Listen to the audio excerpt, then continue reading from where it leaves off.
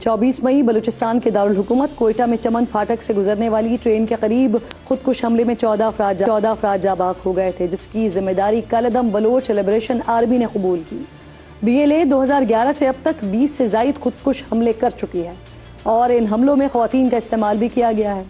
یہ بھی ایک حقیقت ہے کہ 2020 میں بلوچ یکجہتی کمیٹی کے قیام سے قبل کسی بلوچ خاتون کے خودکش حملے کا ریکارڈ سامنے نہیں آیا تھا، لیکن اس کے بعد خواتین خودکش حملہ آوروں کے متعدد واقعات رپورٹ ہوئے ہیں۔ بلوچ خواتین کو مزاحمت اور آزادی کی علامت کے طور پر پیش کرنے والی BLA خواتین کو رضاکارانہ طور پر نہیں بلکہ بلیک میلنگ، نفسیاتی دباؤ اور مختلف ٹیکٹکس کے ذریعے اپنے نیٹ ورک کا حصہ بناتی ہیں۔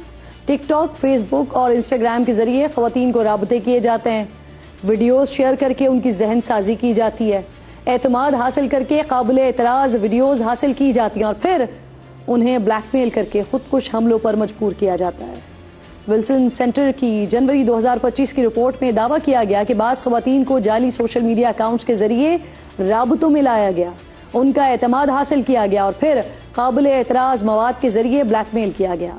ستمبر 2024 میں WHO سے وابستہ عدیلہ بلوچ نے ایک پریس کانفرنس میں الزام عائد کیا کہ بلوچ خواتین کو بلیک میلنگ کے ذریعے دہشت گردی کی سرگرمیوں میں دھکیل دیا جاتا ہے۔ وہ خود اس عمل کی عینی شاہد ہیں۔ عدیلہ کچھ عرصے پہاڑوں میں بھی رہی اور انہیں خودکش حملے کے لیے اکسایا جاتا رہا۔ اسی طرح سمیہ قلندرانی کے بارے میں بھی کہا جاتا ہے کہ وہ ایک ایسے خاندان سے تعلق رکھتی تھیں کہ جس کے گھر والے BLA اور BLF سے وابستہ تھے۔ ملک مخالفت جذبات ابھار کر انہیں 25 سال کی عمر میں ایک خودکش حملے میں استعمال کیا گیا۔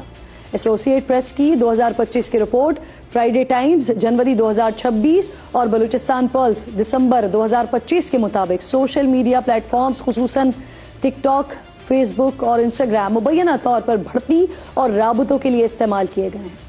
23 سالہ قانون کی طالبہ ماہل بلوچ کو بھی انسٹاگرام کے ذریعے ملک مخالف مواد بھیجا گیا، فیس بک کے ذریعے رابطے میں رکھا گیا اور پھر خودکش حملے کے لیے استعمال کیا گیا، حالانکہ ان کے گھر والوں کا دہشت گردی سے کوئی تعلق نہیں تھا۔ بھارتی میڈیا بھی بلیک میل یا ذہنی طور پر متاثر کی گئی خواتین کو مزاحمت کی علامت بنا کر پیش کرتا رہا ہے۔